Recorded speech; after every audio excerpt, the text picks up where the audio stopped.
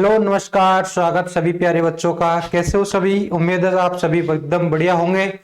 तो आपका semester 5 chemistry का पेपर हो चुका है। अब अपन बात करेंगे सेमेस्टर 5 में फिजिक्स में जो अपने पास महत्वपूर्ण क्वेश्चंस है सभी यूनिट्स के। सेमेस्टर 5 में अपना जो पेपर चलता है वो है electronics and solid state physics. ठीक है, तो यहाँ पर अपन सभी यूनिट्स की जो राजस्थान यूनिवर्सिटी के अकॉर्डिंग जितनी यूनिट्स है सभी के महत्वपूर्ण क्वेश्चंस की यहाँ पर डिस्कशन करने वाले हैं जो आपकी एग्जाम में आपको देखने को मिलेंगे। ठीक है, चलिए तो यहाँ पर देखो, घबराने की कोई जरूरत नहीं है। जिनकी तैयारी हो चुकी है बहुत अच्छी बात है, और जिन पर अभी तक कुछ भी नहीं पढ़ा है या फिर कंफ्यूजन में है कि एटलीस्ट अपन कुछ ऐसे क्वेश्चंस पढ़ के एग्जाम दे ताकि अपना जो पेपर है वो अच्छे से क्लियर हो जाए। ठीक है, तो उन्होंने के लिए ये वीडियो बहुत ही हेल्पफुल होने वाली है, क्योंकि जिन्होंने रिवीजन बैच लिया था और काफी टाइम से या कुछ टाइम पहले ही तैयारी स्टार्ट की थी तो उनकी तैयारी तो हो गई होगी। ठीक है, लेकिन कुछ बच्चे अभी तक ऐसे भी होंगे जिन्होंने अभी तक कुछ भी नहीं पढ़ा या अपने पास बहुत ज्यादा कंफ्यूजन में है कि इतनी सारी चीजें, पीडीएफ नोट्स है और या बहुत सारे क्वेश्चन है, तो इसमें से कौन से क्वेश्चन छोड़ने हैं, कौन से क्वेश्चन हमें पढ़ने हैं। ठीक है, तो उन्हीं वीडियोस, उन्हीं सारी प्रॉब्लम्स का यहाँ पर आपको सॉल्यूशन मिलने वाला है, क्योंकि हम केवल वही क्वेश्चन आपको यहाँ पर यूनिट वाइज बताएंगे जो आपको एग्जाम में देखने को मिलेंगे या बार बार एग्जाम्स में आते हैं। ठीक है, चलिए तो स्टार्ट करते हैं अपन क्वेश्चंस के लिए। यहाँ पर जो अपना सेमेस्टर 5 में फिजिक्स का पेपर है और वो पेपर आपका आने वाला है जल्दी। ठीक है, तो देख लीजिए भाई, ये हमने आपके लिए स्पेशली रिवीजन बैच में जो क्वेश्चंस करवाए थे वो वाले क्वेश्चंस है। उनमें से भी आपको कुछ में और महत्वपूर्ण क्वेश्चन आपको हाईलाइट कर दूंगा, एटलीस्ट आप उन क्वेश्चंस को तो जरूर से जरूर पढ़ के जाए। ठीक है, चलिए देखिए भाई, यहां पर तो अपन बात करते हैं क्वेश्चंस की, और यूनिट वाइज, पार्ट वाइज मैंने सारे क्वेश्चंस यहां पर आपके लिए अरेंज किए हैं। ठीक है, तो आपको बिल्कुल दिक्कत नहीं आएगी कि कौन सा पार्ट यदि हमने नहीं पढ़ा है तो उसको स्किप करना है। क्लियर? तो ये आपका राजस्थान यूनिवर्सिटी के लिए स्पेशली रहने वाला है 2025-26 वाला जो अभी बैच है अपने पास। ठीक है, उसके लिए। क्लियर? चलिए देखिए, तो यहां पर अपने पास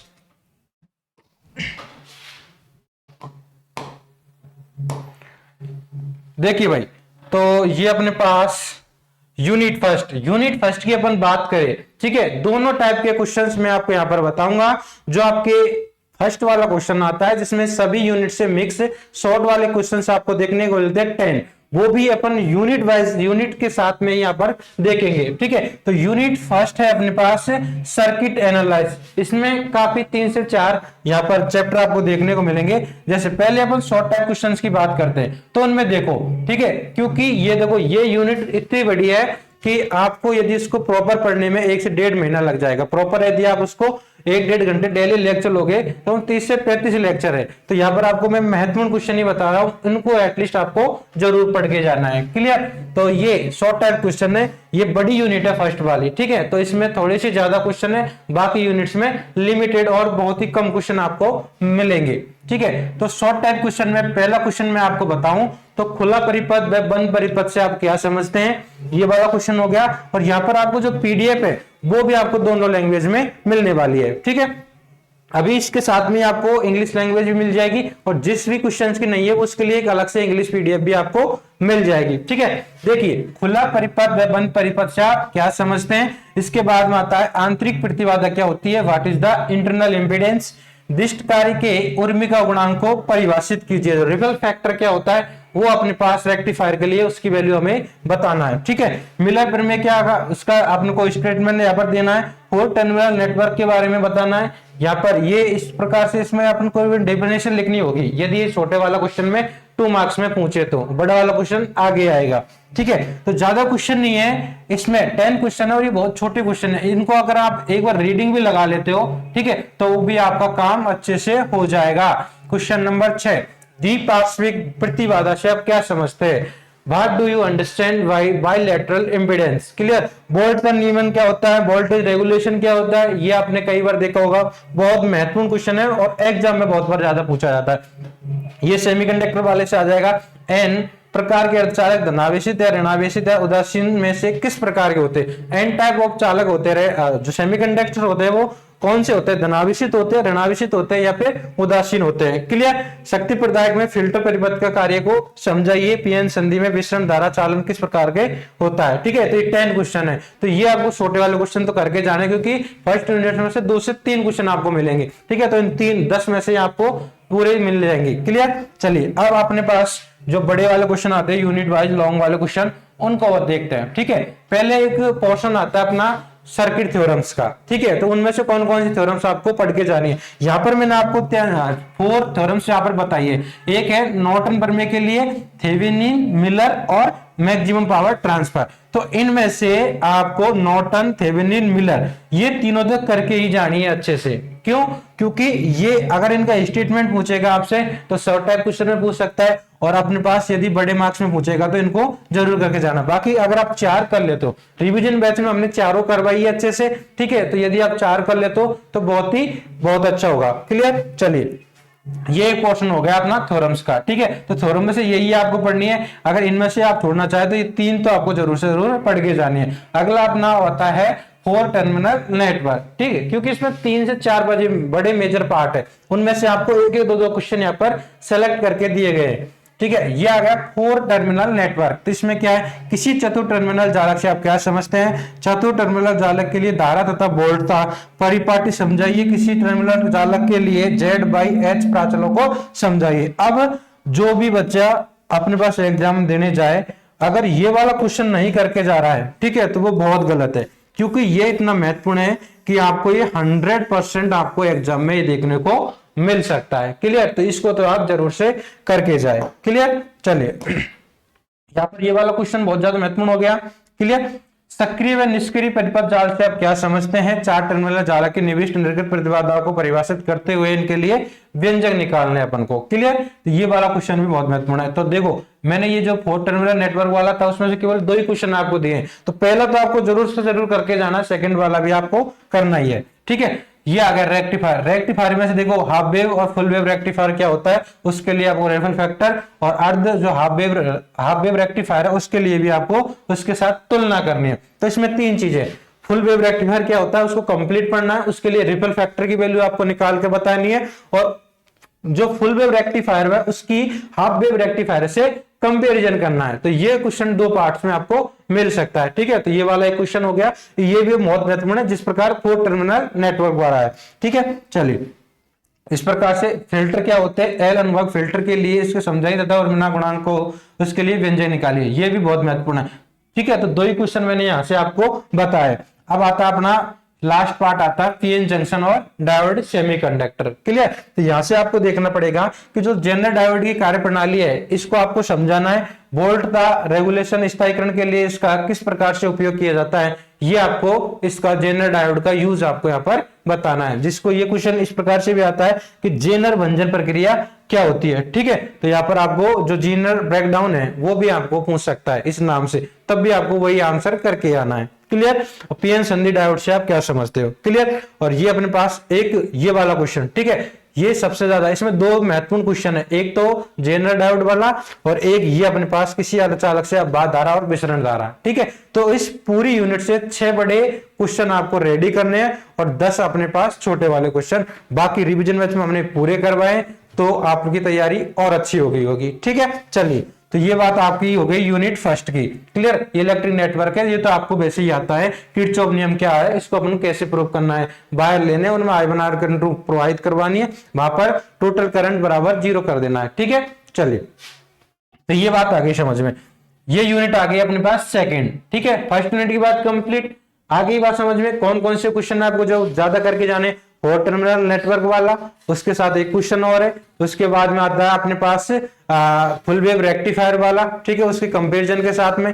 क्लियर। और एक अपने पास उस वाला सेमीकंडक्टर। तो 2-2 क्वेश्चन दोनों के आपको अच्छे से करके जाने। यूनिट सेकंड की अपन बात करें तो यूनिट सेकंड आती है ट्रांजिस्टर की। ठीक है, ट्रांजिस्टर, तो इसमें अपन को देखो छोटे वाले क्वेश्चंस तो 4 से 5 है, ये आपको जरूर से जरूर करके जानना है। स्थायित्व गुणांक को परिभाषित कीजिए, जो स्टेबिलिटी फैक्टर होता है वो क्या होता है, इसकी आपको डेफिनेशन निकली है। ट्रांजिस्टर के लिए बीटा को परिभाषित कीजिए, ट्रांजिस्टर के लिए बीटा क्या होता है इसकी आपको डेफिनेशन लिखनी है। ठीक है, और अल्फा और बीटा क्या होता है दोनों के बीच में वो रिलेशन बताना, ये फॉर्मूला है जी। ठीक है, ट्रांजिस्टर प्रवर्धक में बाइसिंग क्या होती है, जो ट्रांजिस्टर एम्पलीफायर होता है उसमें बाइसिंग क्या होती है, इसकी आपको डेफिनेशन यहाँ पर लिखनी है। ट्रांजिस्टर धारा नियंत्रक युक्ति होती है, इस कथन को स्पष्ट कीजिए। ठीक है, ट्रांजिस्टर है वो अपने पास करंट को रेगुलेट करता है, नियंत्रित करता है, वो अपने पास यहाँ पर आपको समझाना है थोड़ा सा। उत्सर्जक धारा के शून्य होते हुए भी यह संग्राहक धारा के प्रभावित होने का कारण क्या है। इसमें इमीटर करंट यदि 0 है फिर भी इसमें क्या होता है, अपने पास कलेक्टिव जो करंट होती है वो प्रवाहित होती है, इसका रीजन आपको बताना है। तो ये 6 महत्वपूर्ण क्वेश्चन है छोटे वाले, इसमें से आपको 2 क्वेश्चन देखने को मिल जाएंगे एग्जाम में। क्लियर, तो ये क्वेश्चन जरूर करके जाने आपको। बात करें बड़े वाले क्वेश्चन पर, तो यहाँ पर देखो ये बहुत ज्यादा महत्वपूर्ण है। एफईटी क्या है, क्षेत्र प्रभाव ट्रांजिस्टर क्या है, इसके लिए स्थैतिक अभिलाक्षण वक्र खींचना है, और आपको यहाँ पर इसके लिए विभिन्न हिस्से हैं जो अपने पास ट्रांजिस्टर के विभिन्न रीजन्स होते हैं, जैसे कट ऑफ रीजन हो गया, संतृप्त, सैचुरेशन, ठीक है, और ये तीनों रीजन्स होते हैं, उनको आपको यहाँ पर डिटेल व्याख्या बतानी है। क्लियर, तो ये एफईटी की बात होगी। ट्रांजिस्टर के अभिलाक्षण गुणों से क्या तात्पर्य, उभयनिष्ठ आधार विन्यास से पीएनपी ट्रांजिस्टर के अभिलाक्षण गुणों के लिए परिपथ चित्र बनाइए और सक्रिय संतृप्त अंतः क्षेत्र को समझाइए। तो यहाँ पर कौन सा वाला क्वेश्चन पूछा गया, ट्रांजिस्टर के जो 3 अपने पास ट्रांजिस्टर आपने देखे होंगे, उभयनिष्ठ उत्सर्जक वाला, उभयनिष्ठ आधार वाला और उभयनिष्ठ संग्राहक वाला। ठीक है, तो यहाँ पर उभयनिष्ठ आधार विन्यास को यहाँ पर पूछा गया आपको पीएनपी ट्रांजिस्टर के लिए। क्लियर, तो इसका अभिलाक्षणिक वक्र बनाना है आपको, और जो सक्रिय संतृप्त और अंतः क्षेत्र है, तो ये ट्रांजिस्टर वाला एक क्वेश्चन तो अच्छे से रेडी करके ही जाना है। ठीक है, ताकि आप एग्जाम में लिख सको। क्लियर, चलिए, तो ये बात हो गई अपने पास। सेकंड क्वेश्चन हो गया। थर्ड क्वेश्चन है उभयनिष्ठ उत्सर्जक विन्यास। ठीक है, तो 2 आप कर लेते हो 3 में से, एक तो उभयनिष्ठ आधार वाला और एक उभयनिष्ठ उत्सर्जक वाला, तो बहुत सफिशिएंट होगा। उसमें भी सेम वही चीजें पूछी गई है, सक्रिय और संतृप्त और अपने पास क्या होता है कट ऑफ रीजन होता है, उसकी आपको व्याख्या करनी है। क्षेत्र प्रभाव ट्रांजिस्टर एफईटी में द्विध्रुव ट्रांजिस्टर होता है बीजेटी, दोनों में आपसे अंतर पूछ सकता है। तो किस किस में, एफईटी और बीजेटी दोनों में आपसे डिफरेंस पूछ सकता है। तो 3 से 4 या 5 डिफरेंस आपको करके आने। ठीक है, आगे बात समझ में। और एक ये क्वेश्चन आप एक्स्ट्रा में कर सकते हो कि लोड लाइन के लिए अवधारणा व प्रचलन बिंदु की व्याख्या कीजिए। तो ये महत्वपूर्ण क्वेश्चन है यूनिट सेकंड में। ठीक है, तो ये भी आप करके जाते हो तो आपको पूरी अपने पास गारंटी चांस है कि आपको यहां से पूरे क्वेश्चन एग्जाम में मिल जाएंगे। क्लियर, ठीक है, तो आप परेशान ना हो और ना भटके कि आपको क्या पढ़ना है क्या छोड़ना है। ये चीजें जो मैं बता रहा हूं ये आप जरूर से जरूर करके जाए एग्जाम में। ठीक है, चलिए, ये अपने पास हो गया। इनकी इंग्लिश भी इसको आपको साथ में मिल जाएगी। अब आती है यूनिट 3। यूनिट 3 होती है एम्पलीफायर वाली। ठीक है, इसमें भी आपके पास 3 पार्ट्स है, एक एम्पलीफायर का है, एक एम्पलीफायर विद फीडबैक है, एक ऑपरेशनल एम्पलीफायर है। ठीक है, तो ऑपरेशनल एम्पलीफायर यदि स्टूडेंट ने पढ़ा है तो ही करके जाए, अन्यथा एम्पलीफायर और एम्पलीफायर विद फीडबैक ये दोनों वाला पार्ट्स आपको करके जाने। तो जो छोटे वाला क्वेश्चन है ये तो आपको ये वाले करके ही जाने हैं। अपने पास देखो पुनर्निवेश से आप क्या समझते हैं, फीडबैक क्या होता है उसकी आपको डेफिनेशन निकालनी है। प्रवर्धक में ऋणात्मक पुनर्निवेश के 2 लाभ बताइए। जो एम्पलीफायर होता है उसमें नेगेटिव फीडबैक हम देते हैं, तो वहां पर आपके क्या क्या लाभ है दोनों नेगेटिव फीडबैक देने के, उनको आपको बताना है। एक सक्रियात्मक प्रवर्धक क्या होता है, ठीक है, उत्सर्जक अनुगामी प्रवर्धक में कितना प्रतिशत पुनर्निवेश उपस्थित होता है। ठीक है, ये बात हो गई। एक सक्रियात्मक प्रवर्धक में निवेशी ऑफसेट वोल्टता को क्यों लगाया जाता है। तो ये 5 क्वेश्चन है जो आपको करके जाने हैं छोटे वाले। ठीक है, आगे चलते अपन बड़े वाले क्वेश्चन पे। देखो छोटे वाले क्वेश्चन मैंने ज्यादा नहीं है, फर्स्ट यूनिट में थोड़ी सी ज्यादा, बाकी 5-5 क्वेश्चन कोई बहुत बड़ी बात नहीं होती। उनके छोटे वाले क्वेश्चंस को तो आप 1 बार 2 बार रीडिंग भी लगाओगे तो वो आराम से हो जाएंगे। बाकी अब सभी यूनिट के 5-5 6-6 क्वेश्चन आपको रेडी करने हैं बस, और 5 से 6 क्वेश्चन रेडी करना कोई बड़ी बात नहीं होती। क्लियर, क्योंकि कंप्लीट सिलेबस पढ़ने के लिए आपको बहुत टाइम चाहिए, क्योंकि जो हमने रिवीजन बैच करवाया था तो रिवीजन बैच करके बच्चों को ये उम्मीद नहीं रखनी है कि हम पास ही होंगे। अगर उन्होंने रिवीजन बैच का 80-90% भी पढ़ लिया तो उनके बहुत अच्छे मार्क्स आने वाले हैं। और जिस बच्चे ने जो मैंने इतना बताया इसमें से कुछ छोड़ के उनको भी यदि आपने कर लिया तब भी आप अच्छे नंबर से पास हो जाओगे। क्लियर, ट्रांजिस्टर प्रवर्धक के लिए एच प्राचालों की सहायता से धारा लाभ, वोल्टता लाभ, निवेशी प्रतिबाधा व निर्गम प्रतिबाधा का व्यंजन निकालिए। यहाँ पर ट्रांजिस्टर के एच प्राचाल समझाना, तो ये क्वेश्चन ऐसे ही महत्वपूर्ण है जैसे 2 यूनिट के मैंने पहले दूसरे क्वेश्चन आपको महत्वपूर्ण बताएं। ठीक है, तो सभी यूनिट के पहले दूसरे तीसरे तीन तीन क्वेश्चन तो बहुत महत्वपूर्ण है शुरू के। ठीक है, तो ये ट्रांजिस्टर प्रवर्धक वाला हो गया, ये वाला क्वेश्चन आपको बहुत अच्छे से करके जाना है। सेम इसी प्रकार से ये क्वेश्चन है, लेकिन इसमें फिक्स कर दिया वो है उत्सर्जक अनुगामी प्रवर्धक के लिए। ये अपने पास जनरल ट्रांजिस्टर के लिए निकालना है, और इसमें स्पेशल हो जाएगा उत्सर्जक अनुगामी प्रवर्धक, जिसमें अपने पास इमीटर वाला पोर्शन होता है वो ग्राउंडेड होता है। ठीक है, तो ये दोनों क्वेश्चन और रिवीजन बैच में मैंने काफी अच्छे से इनका सॉल्यूशन भी करवाया हुआ है। Amplifier with feedback. ठीक है, तो यहाँ पर फिक्स है, इसके नाम से ये क्वेश्चन तो वैसे ही बनता है कि पुनर्भरण या पुनर्निवेश, एक ही बात है दोनों का वर्णन। ठीक है, पुनर्भरण या पुनर्निवेश, इसका मतलब ही फीडबैक होता है। पुनर्भरण के सिद्धांत को या पुनर्निवेश के सिद्धांत को समझाइए उत्सर्जक अनुगामी प्रवर्धक की सहायता से ऋणात्मक पुनर्भरण के विभिन्न प्रभावों का वर्णन कीजिए। नेगेटिव जो फीडबैक देते हैं उसमें क्या क्या प्रभाव पड़ते हैं, क्या लाभ होती है, क्या हानि होती है, उनकी चीजें यहाँ पर आपको बतानी है। ठीक है, और ये नेगेटिव फीडबैक क्या होता है, और उससे बैंड चौड़ाई बढ़ती है और रब घटता है। ठीक है, ये क्वेश्चन भी मैंने आपको करवाया हुआ है। सिद्ध कीजिए कि पुनर्निवेश प्रवर्धक में बोल्ट लब्धि की निम्न सूत्र से दी जाती है। तो ये क्वेश्चन, ये तीनों चारों क्वेश्चन मैंने एक ही वीडियो में करवाए हैं, तो यहाँ पर आपको ये चारों क्वेश्चन में से करके जाने हैं। ये वाला क्वेश्चन जरूर से जरूर करके जाना है, और ये वाला क्वेश्चन पुनर्निवेश वाला। ठीक है, और एक क्वेश्चन वाला, तीन तो क्वेश्चन हो गए। उसके बाद में एक ये क्वेश्चन, ये बहुत जरूर से जरूर आपको करके जाना है। तो ये इतने क्वेश्चन यूनिट 3 में से करने। अब जिसने भी यदि ये पार्ट नहीं पढ़े हैं और ये वाला पार्ट पढ़ लिया हो, ठीक है, क्योंकि अथवा में आएगा। ठीक है, क्योंकि हमने ये वाला पार्ट नहीं पढ़ाया बच्चों को, तो ये वाले पार्ट्स में से भी ये कुछ महत्वपूर्ण क्वेश्चन है। जिन्होंने ये वाला पार्ट पढ़ा है कहीं से भी, तो वो इन क्वेश्चनों को जरूर करके जाए। CMMR क्या होता है, उसके बाद में OP-Amp का उपयोग करते हुए समाकलन जो इंटीग्रेटिंग होता है उसका लिखना है आपको। एक आइडियल सक्रियात्मक प्रवर्धक के लिए अभिलक्षण गुणों को वर्णन करना है। OP-Amp का उपयोग करते हुए अवकलन का परिपथ चित्र बनाना है। ठीक है, तो ये 3 क्वेश्चन इस पार्ट से आते हैं। तो जिन्होंने नहीं पढ़ा वो बिल्कुल स्किप कर दे, कोई दिक्कत नहीं है, ऊपर वाले कर ले, उनमें से आपको क्वेश्चन मिल जाएंगे। ठीक है, बात करते हैं यूनिट 3 के, इंग्लिश में है। ठीक है, तो इंग्लिश भी साथ में है इनके।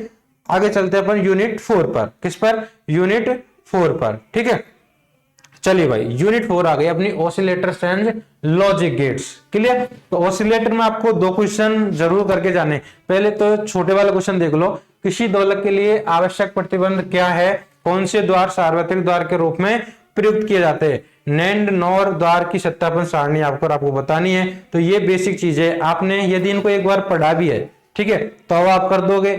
अगर नहीं पढ़ा है और अब भी यदि आप पढ़ के जाते हो, लास्ट में 1-2 बार भी पढ़ के जाते हो, तब भी आप एग्जाम में इनको कर दोगे, क्योंकि ये इतनी इजी है अगर आपको समझ में आते हैं तो।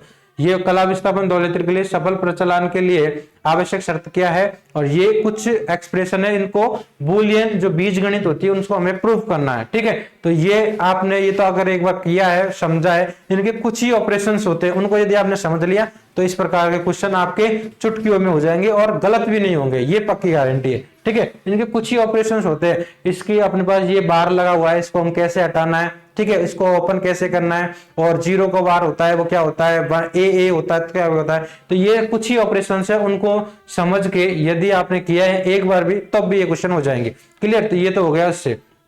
अब बड़े क्वेश्चन पे चलते हैं। तो पहले आती है, एक तो 2 पार्ट है इसमें, एक लॉजिक गेट है और एक ऑसिलेटर वाला है। ठीक है, तो पहले ऑसिलेटर की बात करूं मैं, तो ऑसिलेटर में आपको 2 क्वेश्चन बहुत महत्वपूर्ण है भाई। एक तो कॉलपिट दोलित्र के लिए आपको कार्यप्रणाली समझाना है, उसकी अपने पास एक्सप्रेशन निकालना है, और स्व उत्तेजित एवं पोषित दोलनों के लिए एक प्रतिबंध निकालना है। ठीक है, तो ये एक क्वेश्चन हो गया। इसके बाद में एक बर्क ऑप्शन प्रतिबंध होता है। बर्क ऑप्शन अनुबंध क्या होता है, ए बीटा की वैल्यू इक्वल टू 1 होनी चाहिए, इसको आपको समझाना है और वहां पर आपको प्रूफ भी करना है। कुछ 3 पॉइंट है वो लिखने, इसके साथ में एक छोटा सा डेरिवेशन भी आता है। यदि ये बड़े मार्क्स में आता है और छोटे मार्क्स में आता है तो ए बीटा बराबर 1 होता है, और इसके कुछ 2 या 3 पॉइंट है वो आपको लिखने। ठीक है, तो ये अपन को यहाँ पर बर्क ऑप्शन अनुबंध हो गया। उचित परिपथ चित्र तथा तुल चित्रों की सहायता से आर्षिक कलांतर दोलित्र, ये 2 दोलित्र आपके बहुत महत्वपूर्ण है। एक तो कौन सा हो गया, कॉलपिट, ठीक है, और एक हो गया आरसी दोलित्र। क्लियर?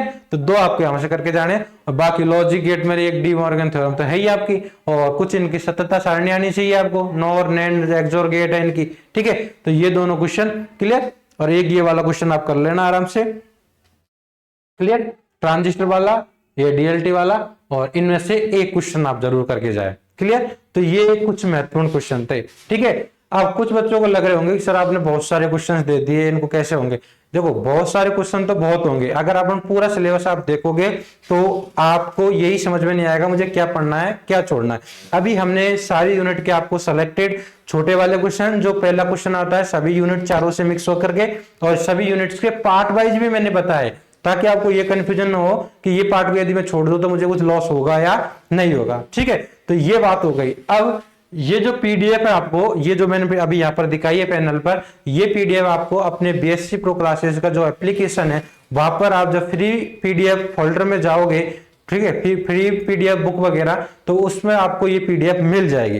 अब जिनके पास, जिन्होंने रिवीजन बैच लिया उन्होंने तो पढ़ लिया होगा, उनको सॉल्यूशन मिल गए होंगे, सारी वीडियोस भी मिल गई होंगी, क्लियर। जिन्होंने नहीं पढ़ा उनको क्वेश्चन से क्या लाभ, ठीक है। तो या तो उनके पास कुछ सोर्स हो पढ़ने के लिए, या फिर आपके पास पीडीएफ वगैरह होनी चाहिए, ठीक है। तो अपना रिवीजन बैच अभी भी अवेलेबल है। यदि आप पीडीएफ में 2 दिन में रिवीजन कर सकते हो, पढ़ सकते हो, तो वो ज्वाइन करके आप यहाँ से इनके सॉल्यूशन, क्योंकि ज्यादा टाइम नहीं लगेगा, सभी छोटे वाले क्वेश्चन का आपको सॉल्यूशन मिल जाएंगे। बड़े वाले क्वेश्चन जो मैंने बताए हैं, एटलीस्ट जो हाईलाइट करवाए उनके क्वेश्चन भी आप पढ़ के जाओगे, तब भी आपका पूरा पेपर आप अटेम्प्ट कर सकते हो, ठीक है। तो आज के लिए इतना ही, बाकी मिलते हैं अगली वीडियो में। इन क्वेश्चनों को आप जरूर करके जाए, आपका पेपर बहुत अच्छी होगा, ठीक है। चलिए भाई, ओके, और सभी को पेपर के लिए all the best, best of luck. चलिए भाई।